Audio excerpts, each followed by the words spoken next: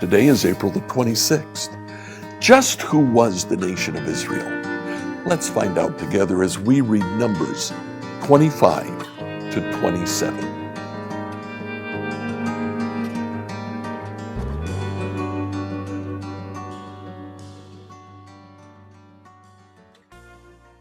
Reading through the Bible in a year, I'd like you to read 3 chapters in Numbers, chapter 25, 26, and 27.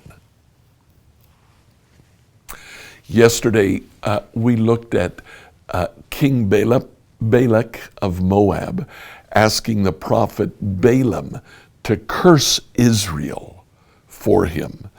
Balaam refused to. Now, yesterday I mentioned 5 times in the Old Testament this is referenced, Balaam's interaction with Balak and what he did with Israel. 3 times in the New Testament it's referenced. Once in 2 Peter, once in Jude, and once in Revelation chapter 2. We're going to look at the passage in 2 Peter and see what it says.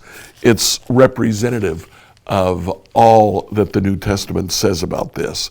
In 2 Peter 2:15, talking about the heretical teachers, Peter says they've wandered off the right road. They followed the footsteps of Balaam, son of Beor, who loved to earn money by doing wrong.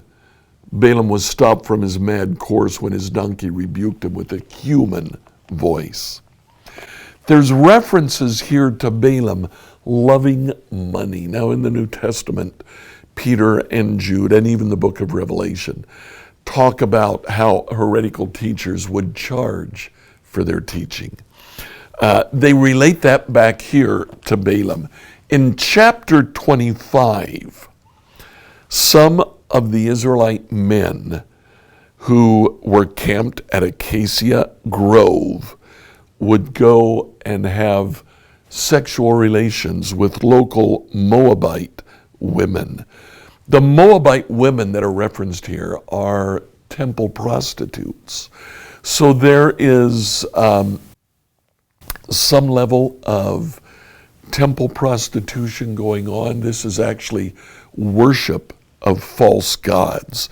And there was also, for the prostitute, the payment of certain fees to be able to sleep with the prostitute. That is what the New Testament is referencing. Although Numbers 25 doesn't relate this directly to Balaam, 2 Peter, Jude, and Revelation all relate this back to Balaam. Balaam would not curse Israel, instead bless them, but the New Testament authors say that Balaam then had the temple prostitutes go to the men of Israel, and Israel prostituted themselves after these false gods. You've read the rest of chapter 25. In chapter 26, you would have read of the census taken of the number of fighting men. That would in essence be all men in Israel from age 13 and up. If they were age 13 and up, they were considered adults, and they were to be part of the army. Not necessarily a fighting part of the army, but part of the army support system as well as the fighting men. A total of 600,000 some men. That means that the tribe of Israel, the people of Israel at this time, would have been somewhere around 1.25 million, perhaps slightly larger than that, but somewhere in that neighborhood. Then in chapter 27, you see this unusual request by the daughters of a man named Zelophehad. Zelophehad had nothing but daughters. since property passed down to your sons, Zelophehad's property would cease to exist. It would not be made accessible to his daughters. The daughters complained to Moses. Moses brought the case to the Lord, and the Lord said, they're right. If a man has no sons, give his inheritance to his daughters. If he has no sons or daughters, give his inheritance to his brothers.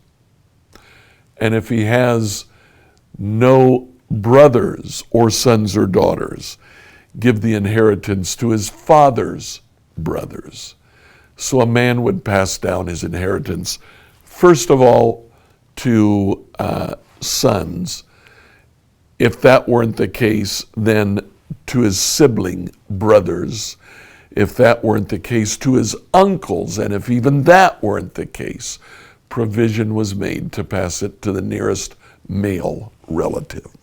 We end chapter 27 with Joshua being chosen to lead Israel. Now, we started today with the question, just who is the nation of Israel? The nation of Israel is large. The nation of Israel, a little over 1 million people.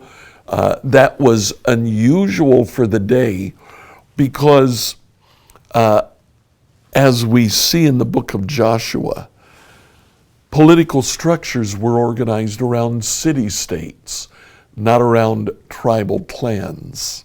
Tribal clans existed, but by and large, they weren't political structures. In Israel, they were. So Israel was, first of all, a clan, a family, a large people who wanted to follow God, but they struggled with that. They were going after other gods as well. They were led by an individual. This individual was appointed. God appointed Moses. Moses appointed Joshua. Just who was Israel? A family, a people, an imperfect people who tried to follow God but failed. They responded to one central leader. Like, follow, and subscribe to this devotional on whatever platform you used to listen to it. Tomorrow, we'll ask the question, what do we do when things go wrong?